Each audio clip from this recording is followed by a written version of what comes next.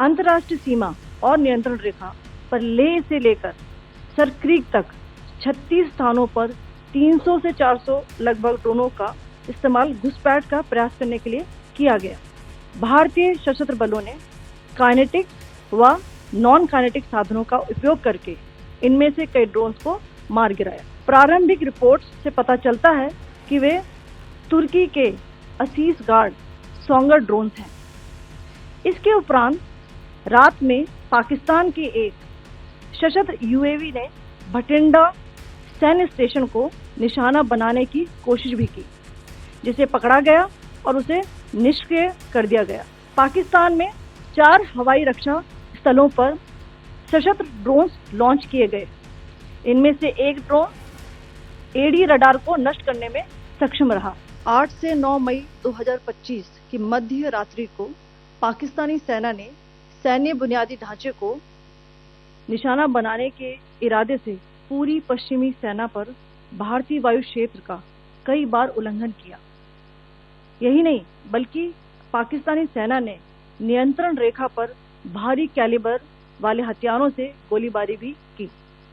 अंतर्राष्ट्रीय सीमा और नियंत्रण रेखा पर लेह से लेकर सरक्रीक तक 36 स्थानों पर 300 से 400 लगभग ड्रोनों का इस्तेमाल घुसपैठ का प्रयास करने के लिए किया गया।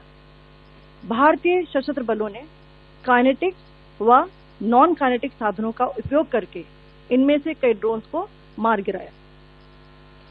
इतने बड़े पैमाने पर हवाई घुसपैठों का संभावित उद्देश्य वायु रक्षा प्रणालियों का परीक्षण करना और खुफिया जानकारी इकट्ठा करना था। ड्रोन के मलबे की फोरेंसिक जांच की जा रही है। प्रारंभिक रिपोर्ट्स से पता चलता है कि वे तुर्की के असीस गार्ड सोंगर ड्रोन्स हैं। इसके उपरांत रात में पाकिस्तान के एक सशस्त्र यूएवी ने भटिंडा सैन्य स्टेशन को निशाना बनाने की कोशिश भी की, जिसे पकड़ा गया और उसे निष्क्रिय कर दिया गया।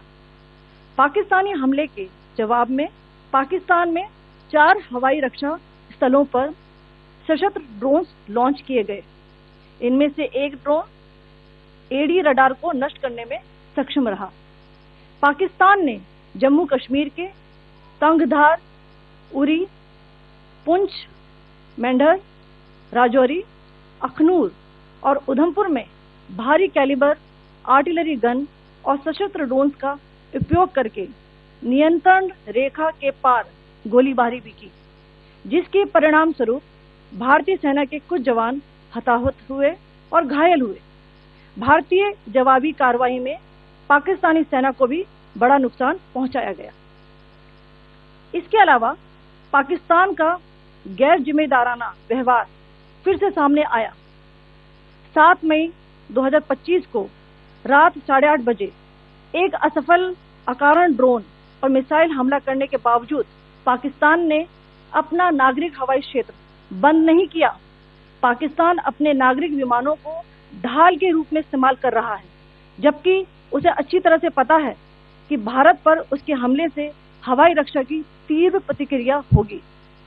यह भारत और पाकिस्तान के बीच अंतर्राष्ट्रीय सीमा के पास उड़ान भरने वाले अंतर्राष्ट्रीय उड़ानों सहित नागरिक विमानों के लिए सुरक्षित नहीं है।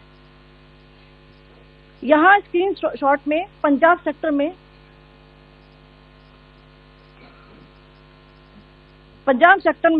हाई एयर डिफेंस अलर्ट स्थिति के दौरान एप्लीकेशन फ्लाइट रडार 24 का डेटा दिखाया गया है। जैसा कि आप देख रहे हैं, यहाँ पर भारतीय पक्ष का हवाई क्षेत्र घोषित बंद के कारण नागरिक हवाई यातायात से पूरी तरह से रहित है। कराची और लाहौर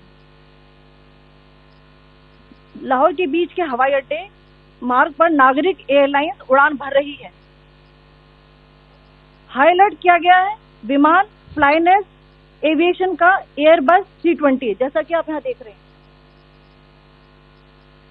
जो कि शाम को 5:50 बजे दमम से शुरू हुआ और रात को 9:10 बजे लाहौर में उतरा। ये सारा डिटेल्स आप यहाँ देख रहे हैं, ये डिटेल्स यहाँ लिखा हुआ है। Can you see this?